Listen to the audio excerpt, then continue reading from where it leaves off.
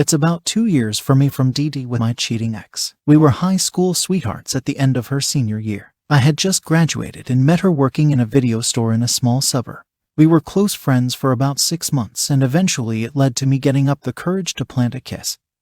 And the rest, as they say, is history. Unfortunately, as this tale has found its way to the sub, we all know it didn't end well. I had never really had friends who cheated, never heard anyone talk about it. And I had no idea the amount of trauma that was on the way. It was a random occurrence that I had even found out. My folks were visiting, and my ex took off to go to a coworker's wedding in another state. She had told me about the event about 2 weeks prior. My ex had a few friends that weren't mutual, nothing out of the ordinary. But there I was watching a movie with the folks and realized I misplaced my phone during the day. I was holding my iPad and browsing during the flick and tepidly shifted to the Find My iPhone feature. Married for 10 years, we had a lot of accounts tied together, and iTunes was one of them. Instead of my phone being first on the list, it was hers. Instead of being out of state, she was at a local hotel about an hour away that doubles as a popular brewery. They hold weddings there all the time, and I was sure that was it. I'd find her there with her coworkers. Around 8 p.m. I made it out to the hotel and couldn't find her anywhere. Looking for 2 hours, I narrowed the GPS to a certain wing. She wasn't in the restaurant, so I did my best Eddie Murphy impression. That's what I call it, when you con your way into somewhere you shouldn't be or get free stuff. 'Cause Eddie was a master of that in all his early movies. I head to the front desk and say, "Gee, my sister was at that wedding earlier, and I'm afraid some guy took advantage of her 'cause she's drunk. Can you give me the room number?" After slight hesitation and asking me to provide a phone number, they pointed me to the room. My heart raced as I turned a couple corners, now knowing what I was going to find. I knocked on the door and tried to channel Eddie again. "Room service," I mentioned in the most pleasant tone I could muster while hiding my anger and rage. A male answered that I must have the wrong room. Immediately my cover was blown. "I think I have the right f***ing room. How about you open up so we can have a conversation?" My cheating spouse starts texting me. "Finally found out. The jig is up. She says she wants to talk in the morning, and that she refuses to come out of the room." I linger for about an hour just to see if they'll come out. At this place, the restrooms are in the hallways, European style. But neither person emerged, and I gave up. I went and took photos of her car for some kind of proof, and went home heartbroken to a sleepless night. She asked me to meet her in a public park where she knew there'd be people. She actually said that. Making her wait, I get to the park a few minutes late and realize that my expectations are still off. Even though I got the coldest shoulder the night before, I was ready to make this work. To fix it, I came with a forgiving heart, expecting remorse. Surely my wife of 10-11 years wouldn't gaslight our whole existence. She's in tears. Says she's sorry. Looks like the whole time she's just sorry she was caught. Told her how I found out, and she smirked at it. We discussed her coming home, and I was both appalled and mesmerized to hear I just can't go back to the way things were. I'm so trapped there. 3. Oh, okay. So she's the victim. Reiterated. She spent 3 days in a hotel downtown, presumably just spending time with her lover, trying to decide if she should come back home. The AP was in a relationship too, has a 12-year-old son, and maybe that baggage was too much for her. She came home, completely listless for a week, would hardly speak to me, demanded we sleep in separate bedrooms, claims she'll work on this but just needs space after all she's been through. She's done seeing the AP. We do the right thing and start marital counseling. Session 1. No further details come up. I ask for transparency, and I've been going nuts researching affairs on the internet. She just maintains she can't go back to the way things were, but in no way can verbalize why our life wasn't happy or fulfilling enough, and what is meant by her statement. Luckily for me, the therapist spots something and poignantly asks, "You've ended the affair, right?" Shock and awe. She hadn't. Well, I was going to call him and let him know, but I haven't yet. As I began the slow troll into the trickle truth, she confessed somewhat that she'd been with for at least 1 year prior. It was unbeknownst to me utterly and completely. Still happy in the bedroom, and she manipulated me with gifts. At one point she gave me a watch that was engraved on the underside, "Loving you more every second." She'd remember to send me texts and call when out of town on business. Affair frolicking. Eventually I'm just a ball of tears and weighing my options of going to jail, just getting out of this crap right now, or sticking in the marriage I am so committed to. I love this woman with every ounce of my being. Session 2. Transparency is abysmal. In fact, my wife has turned off location sharing on all devices and changed all her passwords to everything. Cheating ex asks for an open relationship and that'll fix everything. I'm appalled and desperate. and just in a terrible mental state, and shamefully I agree. I think I secretly know that it's over but don't know how to get my physical self to agree. The therapist corners her saying she needs to break it off with the AP. Still no word on that. And that polyamory might not be healthy at this point in our relationship. My ex vows never to go back to therapy because that lady was mean to her. I cry every night deep in terrible sobs. This woman who loved me and shared the utmost intimacy, all of the sudden doesn't want anything to do with me. We pass each other around the house like ghosts of our former selves. I yell and scream at the world randomly from time to time. It's the darkest period I can recall in my life. We have sex. I think it's makeup sex. But when we're done, she says she just needed to get off and that we never really loved each other. Ouch. I make a move. Maybe it's a mistake. I download Tinder and go on a couple dates. I actually tell the people I'm married and probably getting a divorce. I was super transparent before meeting up with these people. One told me if I finalized the divorce to give her a call cause I'm a great guy. The other took me home to her bed. I wished I would have waited, simply because this gave my ex firepower and mild justification for the affair. We'll get to that in a brief moment. I'm almost done with the crazy train. The same weekend she goes on an overt camping trip with her AP. Tells me about it in the name of transparency. Meanwhile doesn't validate anything else I'm asking about. It was this setup that made me continue to feel worthless and why I slept with the Tinder fling. By Monday I've had enough. Astonishingly, I'm still willing to work through it and repair the marriage that isn't there. WS goes on a business trip and at this point I really have no idea what's going on. There's absolutely zero trust. I call her and demand you leave this man. You commit to loving me. You rebuild this trust immediately or I'm leaving before you get home. She responded that she just wasn't sure she could do all those things. It is no longer a marriage but a disaster that needs a cleanup crew. While she's away I pack all my necessary belongings, grab the dog, and move in with some friends. She really didn't think I'd do it. She called me sobbing that night. Why had I moved my stuff out? Total trip to crazy town. I told her she'd better act soon. That after nearly 2 months of dealing with this she needed to make a decision. I could no longer live with her as part of this situation, and that time is expiring shortly. I told her more than likely in 2 months or less I'd probably be firmly planted in the divorce camp. That she'd done nothing to work toward my side and done nothing but make abusive comments with her selfishness and endless need to be validated by men. She responded to this by telling me it was my fault for finding out about the affair. In her words, she wasn't looking for a way out, but would have played the good housewife role for the rest of our lives if I just wouldn't have found out. I was sickened and almost driven mad by what I heard on the phone. Who was this person I thought I knew, who I shared my life with, who valued me so little that I was a throwaway object or at most only there to placate her wants and desires? She backpedaled and exclaimed, "This could be a good thing. We'll grow into something new and we'll go on dates together and be excited to see each other again. If it's meant to be, then we'll get back together seriously WTF." Even in this state I knew relationships are something you work at, and that love is a practice. And I was getting none of that from this horrific shell of a human being. About a week later I tried meeting up with her.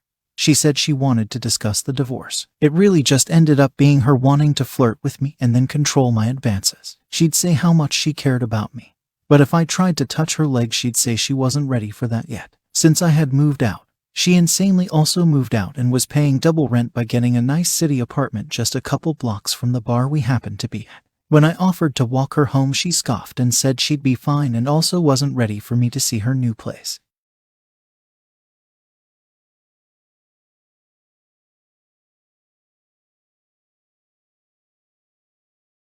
Alone with the dog, in my new rented room at my friend's, I bit the pillow hard and sobbed harder that night than ever in my life. It wasn't wants or desires this time, but I knew it was over. Truly over. I knew the woman I loved was gone. Maybe the rose-tinted glasses were lifted, but I knew it would be in my best interest to never interact with this person again and cut them out of my life. I was devastated, because I truly and deeply gave my love to this person and thought all these years it had been reciprocated. As my therapist and many on here have told me, I was the lobster in a pot. I didn't see the red flags when she hated on my friends, or told me her friends hated me. I didn't see the red flags when she'd buy me clothes and parade me like a trophy. I didn't see the red flags when she started traveling endlessly for work. Nor did I see them when I asked her how she really felt, and if there was anything that could make our relationship better. Part of it is the eyes of love, and part of it was her nasty manipulation that I couldn't see until now. Nothing was ever enough for her. Not my job, not our house we owned, not the work I did on the house. It was all a ruse that fit perfectly with my codependency. I wanted to fix things and to be good enough, and she was very capable at causing enough disaster and dangling enough carrots to keep me engaged. I wasn't looking to have love reciprocated, but to love her so much it was enough for both of us. With my head clear,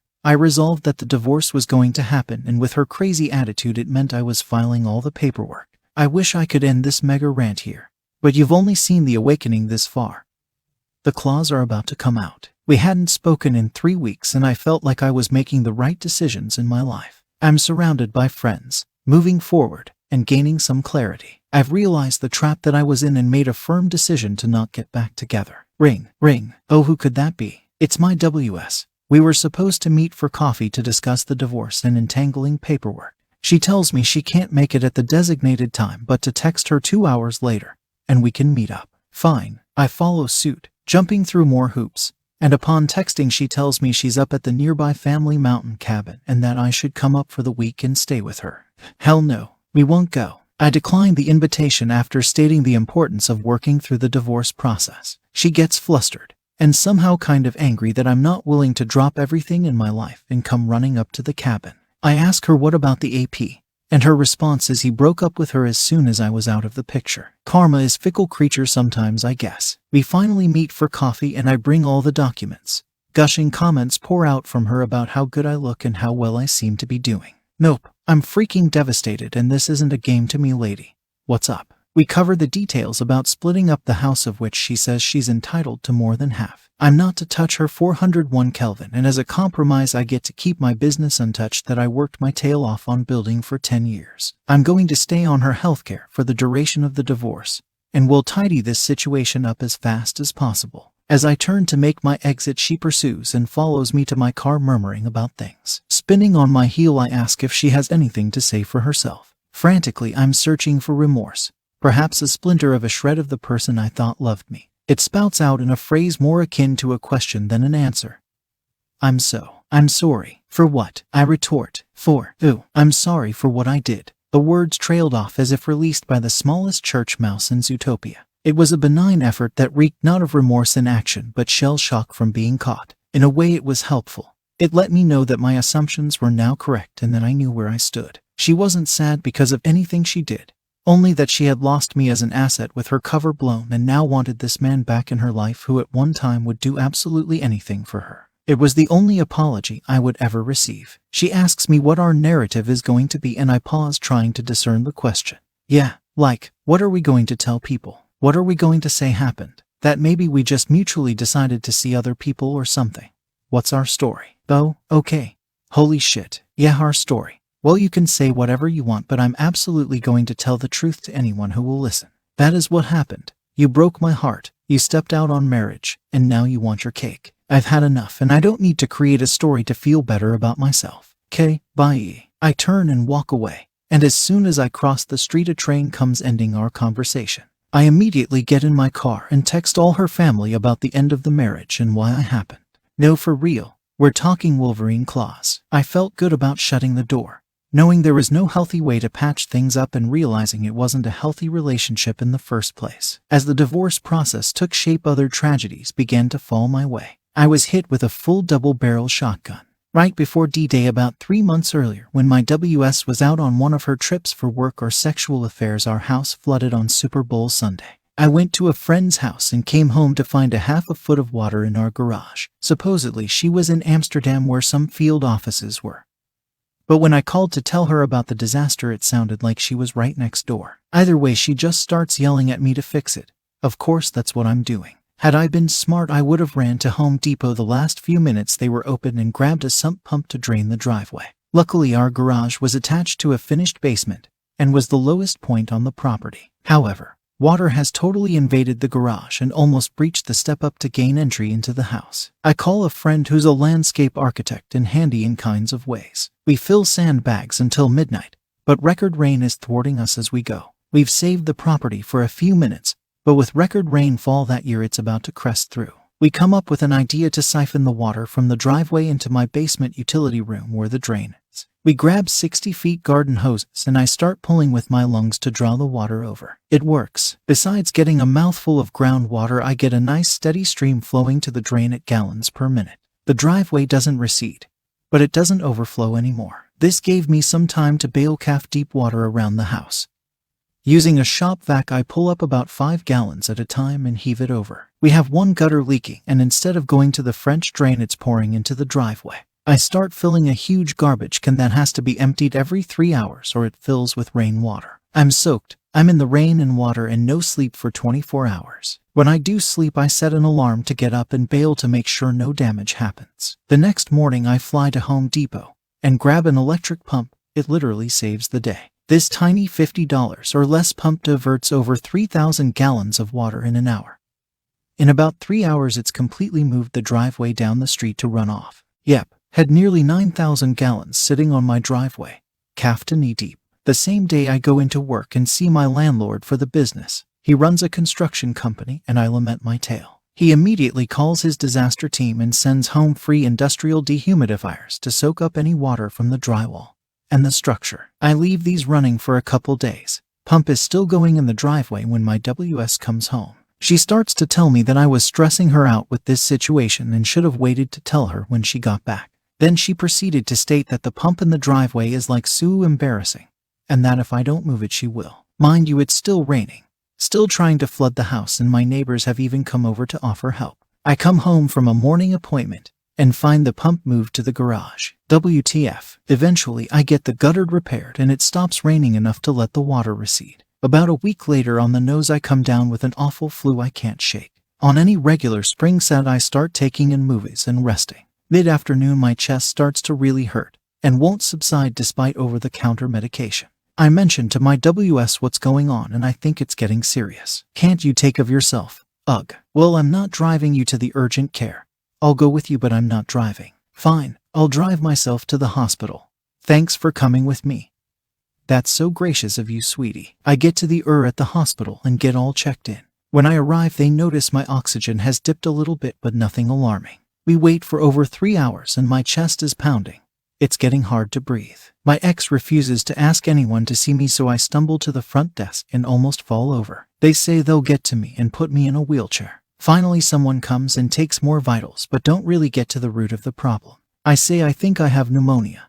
My chest hurts and I can't breathe. They downplay it and say probably not, but move me to a stretcher in an unoccupied room. I wait about another hour, and at this point I'm really confused and barely breathing. My ex is just staring at me with dagger eyes and totally unhelpful. I literally start yelling, "Help! Someone help me!" over and over again, much to this woman's chagrin. I don't care. I feel like I'm dying. I am dying. After about 5 minutes of this, someone comes in upset that I'm yelling, but then agrees to look me over. Turns out my oxygen has dropped to around 50%, which is life-threatening on its own, and my blood has nearly turned septic. I have bacterial pneumonia.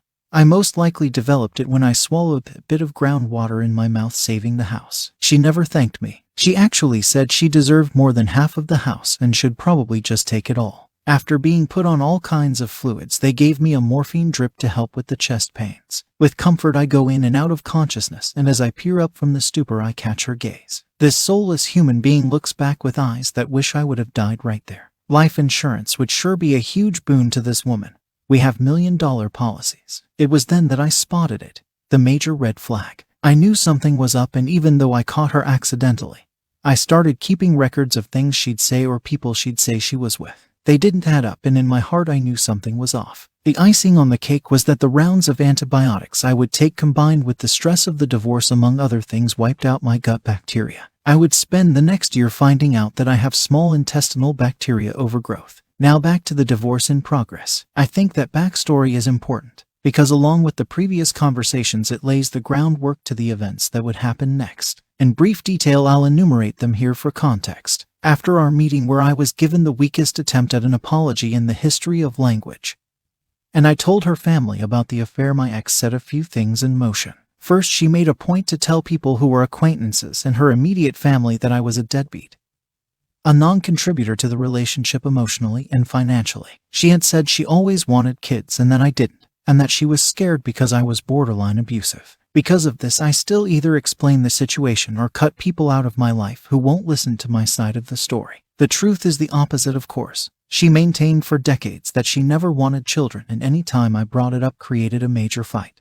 Her family took her side, of course, and I lost relationships that I thought were my family in the last 20 years. Nope, just went total no contact. Luckily, most of our friends who really knew us abandoned her and realized what she was doing. Once my ex heard about my gut bacteria and all my medical troubles, she called to say that we should be friends and that she would make sure I stayed on our insurance through her work. She asked to meet up again, and I declined, knowing she wanted to rekindle the feels. As soon as I hung up, she began forging documents and turned in a letter of legal separation to HR to ban me from insurance. Rapidly, I found out at various doctor's appointments something was wrong with my coverage. All they would tell me is the policy was canceled. I did my best to get Cobra insurance, but they could never activate it, even though I was willing to fork over the $800 a month. It was a nightmare paying out of pocket and calling back and forth. I would call my ex and she would lament that she had no idea what was going on. Eventually, I got the right person at HR, and they told me they couldn't set up Cobra because they were looking for the judge who signed the legal separation documents my ex submitted. Appalled, further devastated, I asked them to define exactly what they meant. My ex had forged a court document, signed a false name where the judge's credentials would go, and submitted it to HR to illegally remove me from insurance pre-divorce. I exclaimed that they'd never find the judge and what they were holding was fraudulent. We had never been in court together or filed any legal document of separation. OMG. HR panicked like you've never seen and retroactively gave me back my insurance for all the time lost. That's also why I couldn't get the Cobra insurance, because they were waiting for this imaginary judge to confirm the legality of it all. I texted my ex, furious that she'd better call HR and hasten the process. And she played dumb. Well, we are separated. I just don't want to do anything illegal. Such BS. We'd meet a week later and she'd hand me Cobra documents in my lawyer's office to feign offering help after the fact. She sold the house. Good for her. Except she sold it out from under me. She signed my name on all the documents and never even gave me final amount. I had to find out through my lawyer and the discovery process. Yeah, that hurt too. She tried to attack my business and only left it alone because I said I'd go after her 401k. In hindsight, I wish I would've. Her retirement fund was basically our retirement fund, and there were conversations like I'd buy all the groceries because she was making contributions to our future. Being self-employed, my job didn't have that feature. While I was saving for retirement, it wasn't the matched account she had the privilege of building. She was totally ready to devastate my business too.